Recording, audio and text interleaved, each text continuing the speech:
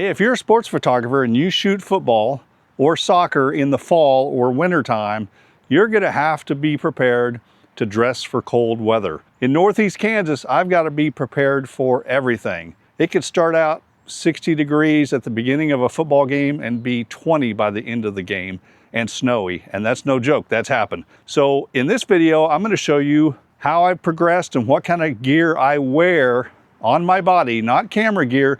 This is all just clothing, what I wear in different rain and snow and cold situations. So let's check it out. Hey, I'm Scott. Thanks for checking out this video. I've noticed this time of year, it's late December now, so we're kind of through most of football season. But I noticed during the fall, people start asking, hey, what kind of clothes do you wear to stay warm or stay dry when you're out shooting field sports? So I thought in this video, I would walk you through pretty much everything I do to prepare for football or soccer or anything that's in fall or winter where there might be questionable weather. So let's start with the first thing first. This is an old Lowepro cheap ass backpack that I don't use for anything anymore, except it has critical cold weather gear in it. And so this bag, literally at the beginning of football season, this bag literally goes in the trunk of my car and stays there all season long, regardless of what the forecast is for the next game, because I don't want to be left without this stuff. So let's dive into this bag and I'll show you what I've got. First of all, it's what I call my Cousin Eddie hat. This thing, you put that on, it looks goofy and I don't care. This will keep me nice and warm. I've got a scarf. I don't use the scarf that often, but it's good to have. I also have this is not Greek food baklava. It's I don't know what it's called. You know what you do with it. You do this with it. The nice thing about that is it covers up my nose and my mouth. A lot of times though, I'll just have it on me like this and pull it over if I need, because, and it's not in here because I was using it for to shoot Christmas lights, but I have one of those things that just goes around my ears. So I'll oftentimes just put that on, have this around my neck, and if it gets a lot colder and my head is getting really cold, I'll take that other ear thing off and pull that over, cover my whole head. That is priceless. What else do I have? I've got just a good old stocking cap. We know how to use those.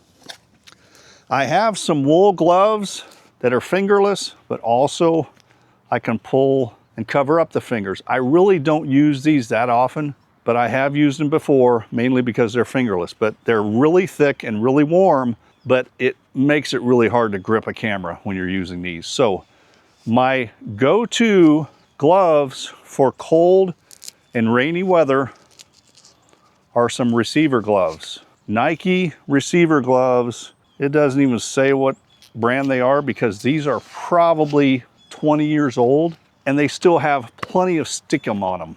And I can tape them up or Velcro them up. They stay on. They're not the warmest gloves out there, but because of the stickiness of them, I can confidently grab camera bodies, camera lenses, anything I need.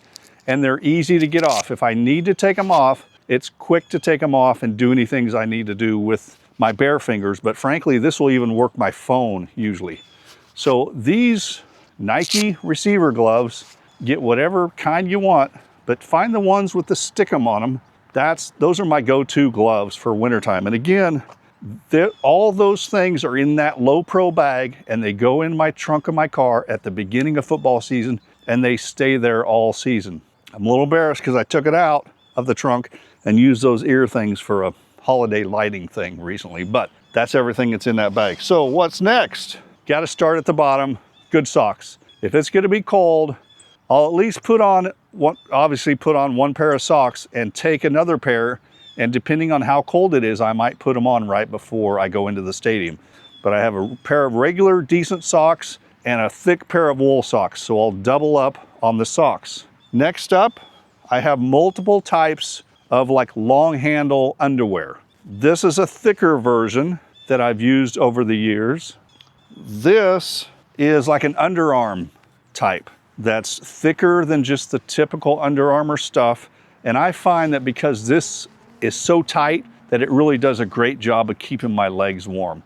And I will say, for me personally, my core doesn't get as cold. It's the toes and the hands and the head. So once I get these on and some other things, I'm usually pretty warm with just those things. So then I keep going with the Under Armour type gear and use that same type of shirt. So once I've got this on, it's pretty much hugging me pretty tight. And frankly, after a game, I want to get this thing off because it just feels like it's just kind of annoying after, 5 or 6 hours running up and down a football field. And then I also have different versions of that. This is a little bit thinner version. So if it's early in the season and it might get down in the 50s or something, I might put this on just to make sure I'm going to stay warm. It's nothing worse than being super cold and worrying about the cold when you're trying to worry about getting good action shots. All right, let's start talking about some of the heavier gear. I'm going to go back in time to 20 years ago, long ago.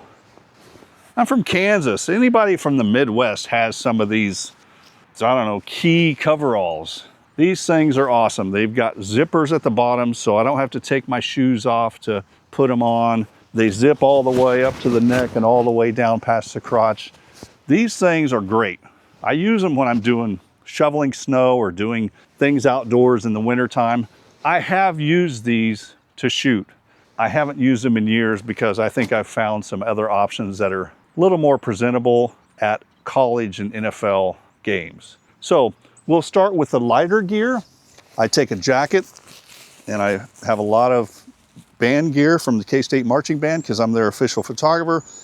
But this is just a regular Nike shirt, no hood, no anything. But if I'm layered up and have the things on my head and the gloves, this does a really good job of keeping me warm. I can then, if it's a little colder, upgrade to a thicker jacket. And these are all things that I have ready during football season if I want something a little bit thicker. But the last football game I shot of the college season at Kansas State University was Colorado at Kansas State. And literally 30 minutes before kickoff, we had big snowflakes coming down, and it was windy. So what I had in my car that day were some ski bibs, some ski overalls. Again, these are sort of like those key overalls that I just showed, but they're black. They don't look like you're a farmer that just came out of the field and shooting a football game. I can put these on. They have these straps to go over my shoulders so they stay on, they don't go anywhere.